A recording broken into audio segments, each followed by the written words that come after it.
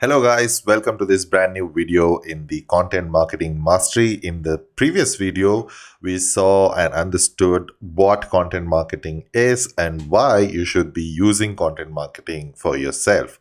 Now, in this video, I will be running through what you will be learning from this course and how you can utilize all of this information to make yourself a better content marketer. So let's get started. So, what will you be learning in this particular course? So, I've taken the liberty of categorizing or segregating this entire course into two main modules. The first module will be about content writing, where we'll be talking about the writing aspect or creating the content aspect of it. And the second part is the content promotion. How do you promote your content that you have already created? So let's go step by step and try to understand what you will be getting from each of these two modules. So the first thing that you will be understanding is setting an objective for your content asset.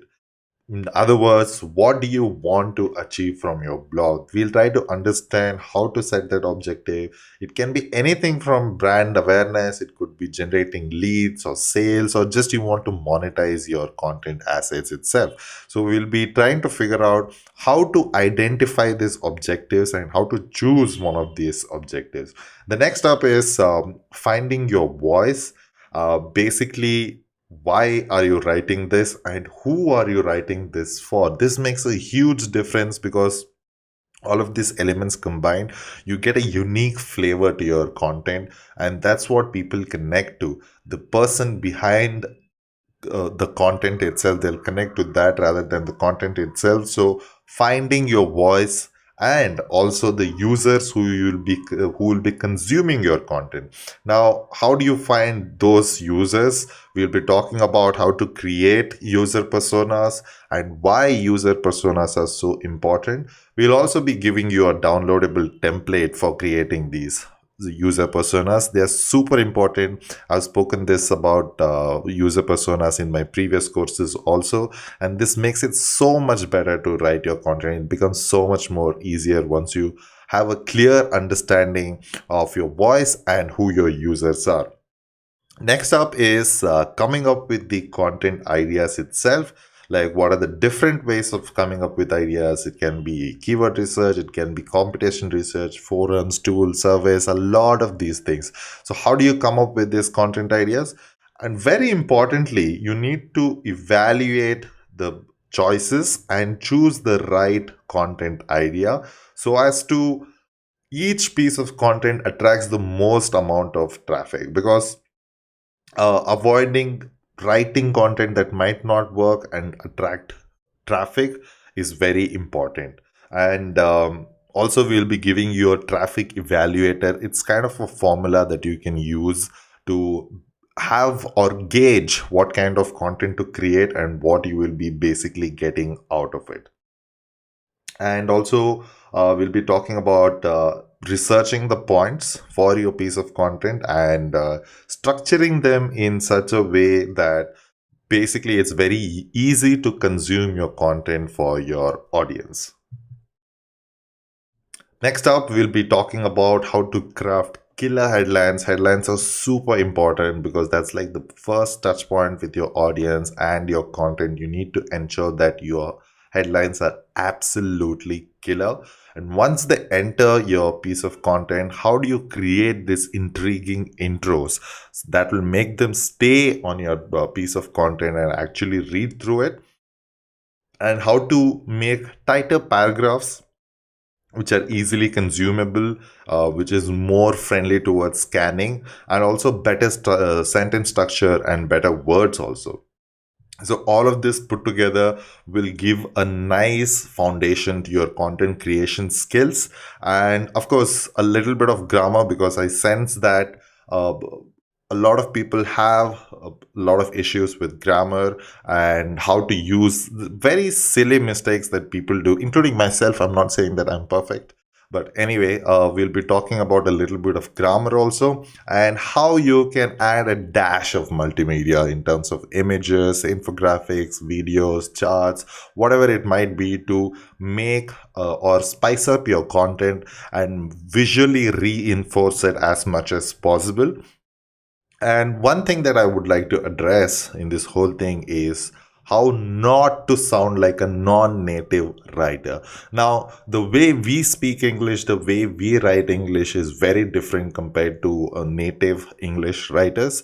And the moment someone who is a native English speaker reads your content, they immediately pick it up and they can actually smell it from a mile in terms of whether it was written by a native speaker or a non-native speaker. And if you have clients abroad, especially in native speaking countries like the US and UK and Australia and all of that, you might want to consider this, because it's very important that you do not sound like a non-native writer. And this basically opens up the door for a lot more clients from all over the world for you. And also, we'll be going through all the tools that will help make your writing a lot more easier, nicer, and of course a lot more professional than what it is right now. So that is in terms of the content writing aspect of it. So let's see what we'll be learning in the content promotion aspects of it. One of the key things in getting your content promotion right is to map your customer journey. You need to identify what stage of the customer journey your prospect is in. So we'll be talking about what is customer journey mapping and why it is super important for you to like craft content that is valuable for your prospects. We'll also be talking about and showing a few examples and a template that you can use for customer journey mapping yourself. We'll also be talking about the different types and formats of content that you can create. It can be anywhere between list posts, interviews, and it will give you templates for all of these things also. And the different formats of content like videos, podcasts, and infographics, just touching upon different types of or formats of contents, the pros and cons, and how you can actually create this thing. So again, I would like to take a minute here to help you understand that when we say content marketing, it need not necessarily restrict itself to textual content. But in this particular course, we will be talking mostly about textual content and less about other aspects of content, because what I feel is that textual content has a lot of pros, and from a content creation perspective, the barrier to entry is the lowest in terms of textual content when compared to videos and audios and infographics and all of that. Although if you are more comfortable creating videos or any other kind of content, you can apply the same things and you can do the same things and like make it work for you. So we'll be talking about that also. And of course, once you create a piece of content, how do you repurpose it? It's why content repurposing is so important, and what are the different ways you can repurpose your content. And then comes the holy grail: how do you distribute your content? We're going to be talking about Facebook, we're going to be talking about LinkedIn, YouTube, Twitter, Quora, forums, email marketing, content syndication, guest posting, Pinterest, comment marketing, all of these things, how to like get out there and push your content so that it reaches more of your targeted audience. Once you've done that, we will be also teaching you how to measure the effectiveness of all your content marketing efforts that you'll be putting it. So basically, it'll be about the metrics you'll be measuring to understand the effectiveness and how to analyze data on a macro and a micro level.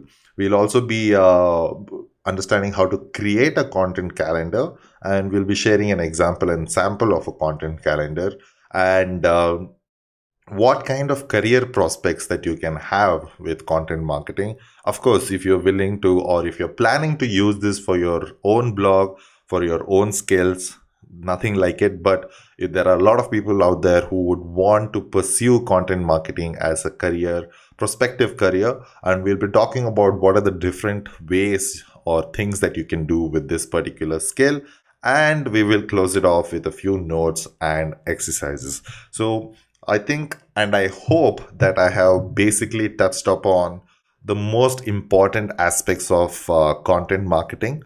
And if there is anything along the way, if you feel like that I've missed, feel free to like reach out to me and let me know that this is something that I would like for me to like create a video on, and I'll be more than happy to like create content as such. But more or less, this will take you from a complete newbie to hopefully a very professional content marketer, right from creating the content and how to promote it effectively across different channels so that you get the best bang for your buck. So I hope you're as excited as I am for this particular course. I think I've checked off most of the things that people were asking for to get out from this particular course. So that's it for this particular video. From the next video, we'll be kicking off the course itself. Thank you very much for watching this video. I'll be seeing you in the next one.